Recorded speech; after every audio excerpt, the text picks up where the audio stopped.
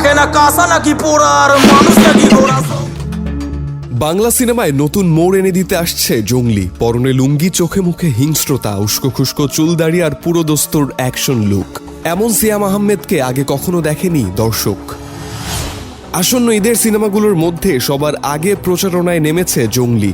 একের পর এক ইউনিক পোস্টার, রোমান্টিক গান আর প্রি টিজার প্রকাশের পর এবার দর্শকের সামনে এলো 1 মিনিট 11 সেকেন্ডের রোমাঞ্চকর টিজার। এর আগে পোস্টারের প্রথম লুক দেখেই অনেকেই ধারণা করেছিলেন সিনেমাটি হয়তো পুষ্পা বা কবির সিং এর অনুপ্রেরণায় তৈরি। তবে টিজার প্রমাণ করেছে এটি পুরোপুরি দেশীয় গল্পে নির্মিত একটি মাসালা অ্যাকশন ফিল্ম, যা বাংলা সিনেমায় নতুন মাত্রা যোগ করবে।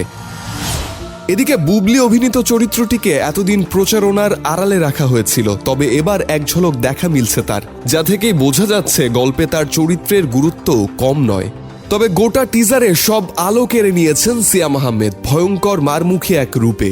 লুঙ্গি পরা সিয়াম, ধুলোমাখা গ্রাম্য পরিবেশ, চমৎকার সংলাপ আর তুমুল অ্যাকশন, সব মিলিয়ে দেশীয় গল্পে দেশীয় নির্মাণেও যে দুর্দান্ত কিছু সম্ভব তা দেখিয়ে দিল জঙ্গলি। এখন দেখার পালা ঈদে শাকিব খানের বরবাদ এবং আফরান নিশুর দাগি সিনেমার ভিড়ে সিয়াম আহমেদের জঙ্গলি ব্যবসা সফল হয় কিনা।